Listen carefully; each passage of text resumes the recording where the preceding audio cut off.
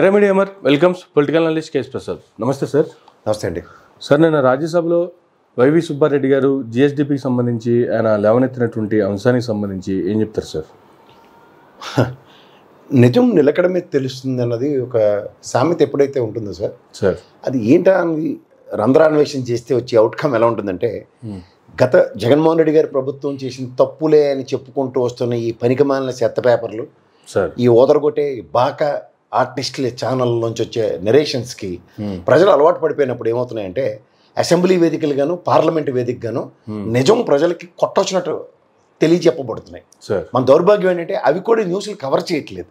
మీరు ఇందులో కనుక క్వశ్చన్ నెంబర్ 1685 అండి, సుబ్బారెడ్డి గారు అడిగిన ప్రశ్న ఏంటంటే, ఆర్బీఐ రీసెంట్గా రిలీజ్ చేసిన జిఎస్డిపి స్టాటిస్టిక్స్ ఏవైతే ఉన్నాయో అవి 18-19కి గాను 7.9 లక్షలు ఉంటే, ఈ 23-24కి 12.91 లక్షలు ఉన్నాయి.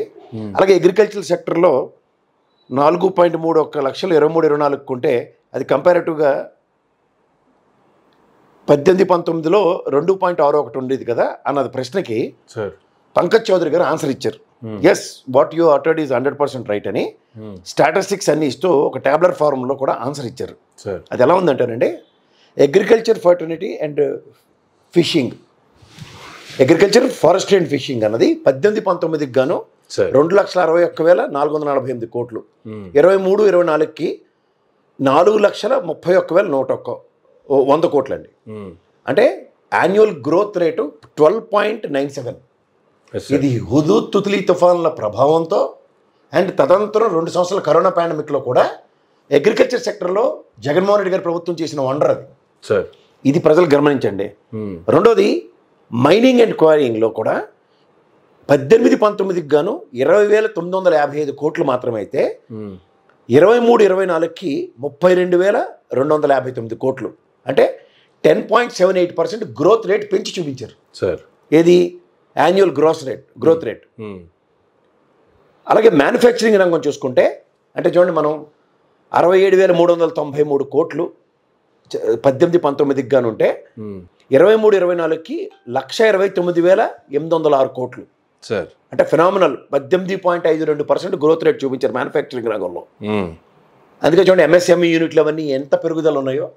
నేను రేపు డీటెయిల్డ్ ట్యాబ్లర్ ఫామ్లో ప్రతి రంగం మీద నేను విశ్లేషిస్తాను. ఇది ప్రస్తుతానికి ఈ ఇన్ఫర్మేషన్ చూడండి. Electricity, gas, water supply and other utility services 13,297 కోట్లు 18-19కి గాను ఉంటే, 24,766 కోట్లు 23-24 సంవత్సరానికి, అది కూడా 17.25% ఫినామినల్ గ్రోత్ చూపించారు. అలాగే కన్స్ట్రక్షన్ రంగం, భవన నిర్మాణ కార్మికుల కోసం ఉద్యమం చేసేస్తాం, తిరగబడిపోయాం, ఏమీ జరగలేదు, ఉపాధి లేదని అబద్ధాలు చెప్పిన వాళ్ళకి ఒక్కసారి సమాధానాలు చెప్పాలంటే, 18-19కి గాను 56,106 కోట్లు అయితే, 23-24 సంవత్సరానికి 95,749 కోట్లు అండి, అంటే 14.13% గ్రోత్ రేట్ చూపించారు. Trade, repair, hostels and restaurants అంత కరోనా టైంలో కూడా 58,142 కోట్లు ఉంటే, 18-19కి గాను 23-24కి 89,716 కోట్లు, అంటే 10.86% గ్రోత్ చూపించారు. నేను ఇది ఎందుకు చెప్తున్నానంటేనండి, రాష్ట్రం అభివృద్ధి సంతరించుకోవట్లేదు, ఎక్కడిదక్కడ నిలువరించబడిపోయిన జగన్మోహన్ రెడ్డి గారు అన్న దగ్గర ఈ ఫినామినల్ గ్రోత్ చూపిస్తూ అబద్ధాల పునాదుల మీద ఏర్పడిన 18-19 దాకా ఉన్న గవర్నమెంట్ ఏదైతే ఉందో, 19-24 వాస్తవాలు టేక్ ఆఫ్ చేసిన ఉదంతాలు చూసుకుంటే, ఏ రంగంలోనైనా ఇలాంటి గ్రోత్ చూపించినప్పుడు జిఎస్డిపి పెరగకుండా ఎందుకు ఉంటుందండి? కానీ ఈ 6 నెలల్లో జిఎస్డిపి మొన్న విశ్లేషణలో చెప్పినాం, దేశమంతా 9.38% గ్రోత్ సంతరించుకుంటుంటే మన దగ్గర 10% మైనస్లో ఉంది. ఏం చేయట్లేదు సార్ వీళ్ళు. 6-7 నెలలు బట్టి జగన్మోహన్ రెడ్డి గారిని ఆపాదించుకుంటూ ఆయన మీద పడేడ్చుకుంటూనే కాలక్షేపం చేస్తున్నారు. సో ఖచ్చితంగా ఇవి ప్రజలకి అర్థమయ్యే భాషల్లో చెప్పాలంటే ఈ క్వశ్చన్ నెంబర్తో సైతం వెనకాల డిస్ప్లే చేయండి సార్. ఇదేదో మనం చెప్పి ఇది అవ్వట్లేదు. మీరు ఇంకోటి కూడా ఈ క్వశ్చన్లో చెప్తూ, the union government has been supporting states through various schemes such as Pradhan Mantri Kisan Samman Nidhi, PM Kisan, Pradhan Mantri Kisan Maan Dhan Yojana PM KMY అన్నారు, modified interest subvention schemes MISS అంటారు, sir corporation insurance crop insurance scheme, Krishi Vikas Yojana అంటారు RKVY, minimum support price MSP,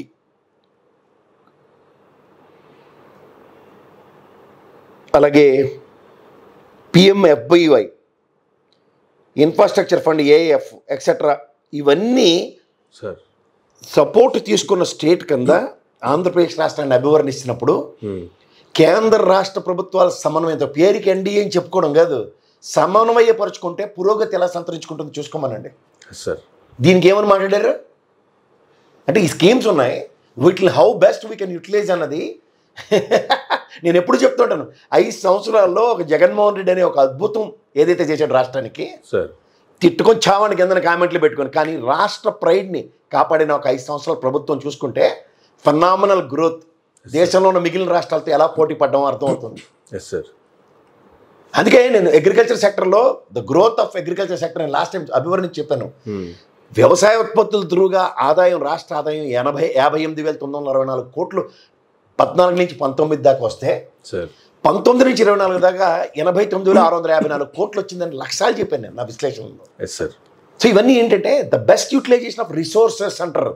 resources అంటే సంపద సృష్టిస్తా ఉన్నదానికి resources ఏంటి అన్నది మనం ప్రశ్నించలేకపోతున్నాం. ఉదాహరణకు చంద్రబాబు గారి సామర్థ్యంలో సంపద సృష్టించడానికి the best resources how is using అన్నది చాలా ఇంపార్టెంట్. ఇవాళ దాకా వచ్చిన దగ్గర 60-70 వేల కోట్ల అప్పులు ఎలా సఫలీకృతం అవుతున్నాయి, ఇవన్నీ అలైన్ చేసుకుంటే how fast we can grow rather than GSDP 10% పడిపోయిందని చెప్పేదానికన్నా. నేను మీరు కాదు కదండి, ఆర్బీఐ బుక్స్ ఆఫ్ స్టాటిస్టిక్స్ నుంచి వచ్చిన ఇన్ఫర్మేషన్స్ కదా ఇవి. కానీ ఇవి ఎప్పటికీ ప్రజలకు తెలియజెప్పకుండా గత ప్రభుత్వం మీద ఆపాదించుకుని మాడుతుంటే గుట్టలోడు తీసి నిలబెట్టారు పార్లమెంట్ సాక్షిగా. ఫాలో అవ్వండి ఒకసారి, పార్లమెంట్ సెక్షన్స్ ఫాలో అయితే ఒక్కొక్కడు ఈ పనికిమాల నేతలు ఎలాగో రాయరు, వీళ్ళు భయం వీళ్ళకి. ఎందుకంటే అబద్ధాలతో పెద్ద పెద్ద కోట్లు ప్రజాస్వామ్య ప్రభుత్వాలు నెలకొల్పిన తర్వాత పునాదులు కదులుతాయని భయం వీళ్ళకి. అంచేది ఏంటంటే నిందలు కంటిన్యూస్గా జగన్మోహన్ రెడ్డి గారి మీద ఆపాదించుకుంటూ 5 సంవత్సరాలు కాలక్షేపం చేయడానికి ఉన్నారు. నెలకి పనికి ఆహార పథకం లాగా ఒక్కొక్క నెల ఒక్కొక్క పథకం తీసుకొచ్చి మన నెత్తికెడుతున్నారు. దాని మీద సెల్ఫ్ ఎక్స్ప్లెనేటరీ మోడ్ ఏం పర్లే. మీరు రేపు నెక్స్ట్ అసెంబ్లీ సెక్షన్లో ఇప్పటిదాకా వేసిన డంపింగ్ యార్డ్లు వేసిన బురదంతా జగన్మోహన్ రెడ్డి ధూళి దులిపినట్టు దులిపితే మీరే తిరిగి కడుక్కునే పరిస్థితి అసెంబ్లీ పార్లమెంట్ వేదికలుగా వస్తున్నాయి. All the best for jungle drums. Sir పవర్కి సంబంధించి చూసుకుంటే కూడా పవర్ బిల్లులు పట్టుకోవాలంటేనే భయం వేసేలాగా హై వోల్టేజ్ షాక్ లాంటి వార్తలు వస్తూ ఉన్నాయి. 25 నుంచి 55% వరకు అదనంగా వడ్డించేటువంటి కార్యక్రమానికి తరలిపారు. ఇప్పుడు మొన్న ఆల్రెడీ 7,000 కోట్లు ట్రోప్ ఛార్జెస్లు, ఇప్పుడు ఈ నవంబర్ నెల ఒక్క దగ్గరే 6,000 కోట్లు కరెంట్ ఛార్జీలు పెంచేశారు. ట్రోప్ ఛార్జెస్ అంటే గత నవంబర్ నెల. సో నేను అంటుంది ఏంటంటే మీరు గమనిస్తే ఆల్మోస్ట్ 19,000 crores దగ్గర వాళ్ళు టార్గెట్ పెట్టుకున్నారు ఈ 5 years ప్లాన్లో. శీతాకాలంలోనే అసలు పవర్ కన్జంప్షన్ తక్కువ ఉంటుంది, మనం ఫ్యాన్ వేసుకోం లేదంటే చల్లగా ఉందని ఆగుతాం కదా సార్. కానీ అక్కడ అబ్నార్మల్గా 55% ఫినామినల్ గ్రోత్తో ఎలక్ట్రిసిటీ ఛార్జెస్ స్క్వీజ్ చేస్తారు ప్రజల దగ్గర. అంటే ఏమని చెప్పాలా, ఈ ప్రజాప్రభుత్వాలు సంపద సృష్టిస్తామని చెప్పి ఇప్పటికి ఆల్రెడీ 9,412 కోట్లు భారం పడిందండి. రూపాయి కాదు, 2 కాదు. అధికారంలోకి వచ్చిన దగ్గర నుంచి ఇప్పటిదాకా చూసుకుంటానండి టోటల్ 15,485 కోట్లు బాధారు ఇప్పటిదాకా ఎలక్ట్రిసిటీ ఛార్జెస్. ఈ ప్రజలు గమనించుకోగలిగితే ఈ అదనంగా పెరిగిన విద్యుత్ ఛార్జీలు ఏవైతే ఉన్నాయో ఈ ప్రజలకి ఇప్పుడు ఉదాహరణకి నేను ఎవరు ఫ్యాన్ వేసుకోలేదు లైట్ వేసుకోలేదు, కానీ నాకు అబ్నార్మల్ బిల్ వచ్చింది అనుకోండి సార్ నెలలో, వాళ్ళు పడే మానసిక సంఘర్షణ ఎలా ఉంటుంది అంతేగా. ఇది గమనించుకుంటే చాలా చాలా చాలా బాధాతప్త హృదయంతో కొన్ని ఆలోచించవలసి వస్తుంది. ఎందుకంటే అపార అనుభవం ఉన్న వ్యక్తులు అధికారం చేపట్టిన తర్వాత రాష్ట్ర ప్రయోజనాలు పరిరక్షించబడతాయి అన్న దగ్గర చూస్తే జిఎస్డిపి గ్రోత్ని చూసుకున్న ఈ అబ్నార్మల్ కరెంట్ ఛార్జెస్, ఎందుకంటే కరెంట్ ఛార్జీలు మేము చెప్పడం కాదు సార్, మీరు ఎలక్షన్ ప్రామిసెస్లో 80% ఎలక్షన్స్ కరెంట్ ఛార్జీలు పెంచమని చెప్పారు. పైపచ్చి స్ట్రాటజికల్గా ఈ పవర్ ఏదైతే మనకి లోయెస్ట్ కాస్ట్లో దొరుకుతున్న ఈ విండ్ పవర్ కానీ లేదంటే ఇంత సేమ్ సినారిలో సోలార్ పవర్లతో కానీ మీరు ఇంకా అద్భుతం సృష్టించి ప్రజలను పరిరక్షిస్తారన్న దగ్గర ఇది ఎక్కడ బాధ అండి. మీరు అసలు నాకు తెలియకు నేను ఆ రోజు చెప్పిన విశ్లేషణలో మీరు ఆద్యంతం గమనించగలిగితే బొగ్గు త్రూగా ₹2.40 కరెంటు దొరుకుతుందన్నా సరే మీ ఆలోచన సరళతో దాన్ని ₹6.99 ఇనిషియేటివ్ చేసి కూడా తదనంతర పరిణామంలో ₹2.49 ఇంకా నేషనల్ లెవెల్లో the best bargaining state from Andhra Pradesh నుంచి మనకి పవర్ దొరుకుతున్నప్పుడు మీరు వచ్చి ఇంకా దాన్ని తగ్గించి ఇంకా దానికి రాష్ట్ర ప్రయోజనాలు పరిరక్షిస్తారనుకుంటే తిరిగి ఆపాదించి వాళ్ళ మీద అభాండాలు మోపుకుంటూ ఎన్నాళ్ళు కాలక్షేపం చేస్తారు సార్. నాకు ఇది చాలా హాస్యాస్పదంగానూ ఆశ్చర్యకరంగానూ ఉంది.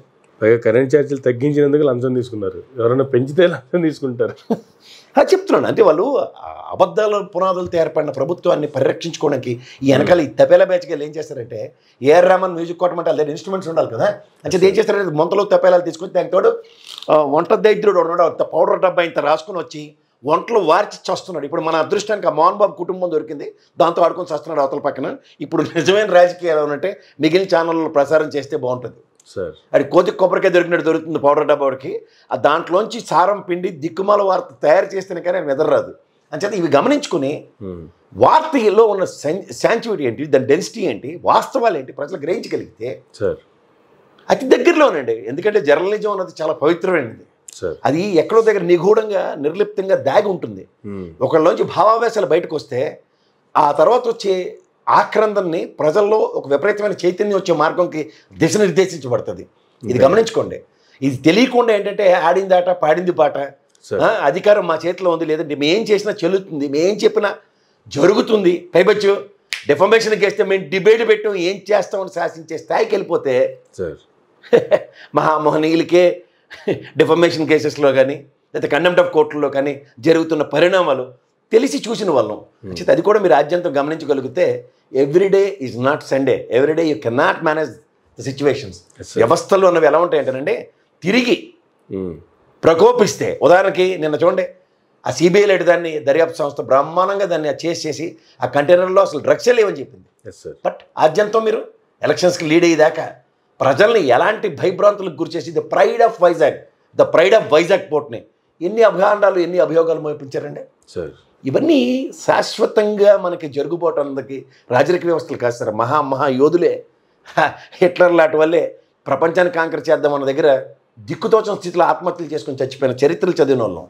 చేత శాశ్వత ప్రయోజనాల కన్నా తాత్కాలిక ఉపశమనాలతో మీరు చేస్తున్న ఒక వరస్ట్ రాజకీయాలకి రాజకీయ నాయకుల్ని భ్రష్టు పట్టిస్తున్నారు. మీరు ఇది గమనించట్లే. ఈ మాధ్యమాల తుడుగా వాళ్ళని భ్రష్టు పట్టిస్తే కాలక్రమేణా నిజం నిలకడ మీద తెలిసిన దగ్గర ప్రతి దగ్గర ఇప్పటిదాకా ఈ 6 నెలల ఆద్యంతం మీరు చూసుకోండి ఒకసారి. What exactly he's taken place versus what your writing sir.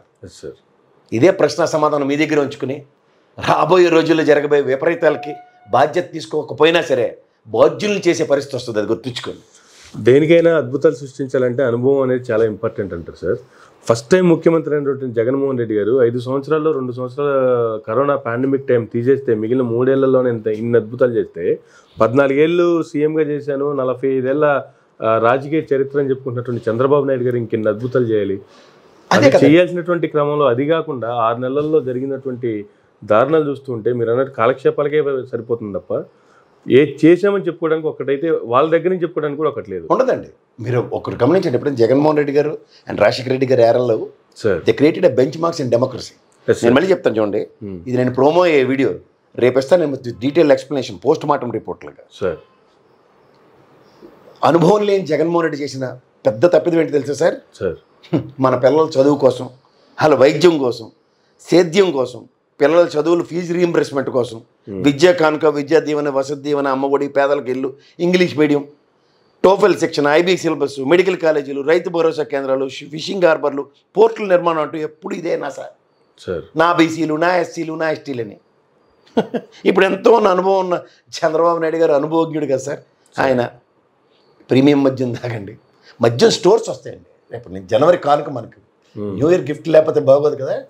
Polish ఇప్పుడు చూడండి లెక్కర్ మంది ఉన్నాయి కదా, ఏంటవి లిక్కర్ బ్యాంక్స్ లాంటివి, అలాంటివి పాష్గా డిప్లొమాటిక్ వెళ్ళి లోపలికి వెళ్ళి ఆడపిల్లలు కూడా కొనుక్కుని ఇక్కడ మన సంస్కృతి సాంప్రదాయాలను భ్రష్టు పెట్టి ఇచ్చేస్తూ కళ్ళ ముందు కనబడుతున్న దగ్గర ఆంధ్రప్రదేశ్ సంస్కృతికి ఆలవాయం కదా, అక్కడ పట్టుగొమ్మ ఆంధ్రప్రదేశ్ సంస్కృతి అన్నది, దాన్ని కూడా వాళ్ళ అతి దగ్గరలో భ్రష్టు పెట్టించేస్తారు కానీ వాడికి. ఎందుకంటే వెనకటికి ఒక సామెత ఉంటుంది సార్, బంగారు బాతుగుడ్డు కథ మనం చదివే ఉంటాం.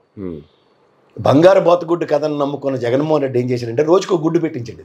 Yes sir. అంటే ప్రజలకు ఇన్ఫ్రాస్ట్రక్చర్ రూపంలో ఎలా క్రియేట్ చేస్తే దానివల్ల వచ్చే డెవలప్మెంట్ అన్నది రాష్ట్ర పురోగతి జిఎస్డిపిలో ఎలా సంతరించుకుందో కొట్టొచ్చినట్టు కనబడింది. Yes sir. కానీ ఎప్పుడైతే ఇండివిజువల్ ఆదాయాలకి మనం దానికి ఏంటంటే అభివృద్ధి సంపద సృష్టిస్తాం అన్న అభూత కల్పనలో ప్రజలను నిలబడితే వచ్చే ఉపద్రవాలు ఎలా ఉంటాయంటే 99 రూపాయలకే cheap liquor, departmental stores of liquor, వీటి నుంచి సంపద సృష్టి అన్నది ఎవడి జేబులకో ప్రజలు గమనించగలిగితే రాష్ట్ర ఖజానానికి లిక్కర్ వలన ఆదాయం వెసస్ ఇండివిజువల్స్కి ఆదాయం అన్న కంపారిజన్ ప్రజలు కనుక గమనించుకోగలిగితే జనవరి కానుకగా మీకు ప్రీమియం షాప్స్ వస్తున్నాయి. మ్యాచ్ లిక్కరు మంచిగా తాగడానికి కిక్ తెచ్చుకోవడానికి ఉపయోగపడతాయి. ధన్యవాదాలు. Thank you sir. Thank you very much అండి. ఇదండి ఈనాటి ఇంటర్వ్యూ. మరొక గంటలో మళ్ళీ కలుద్దాం. చూస్తున్నానండి మేరా మీడియా.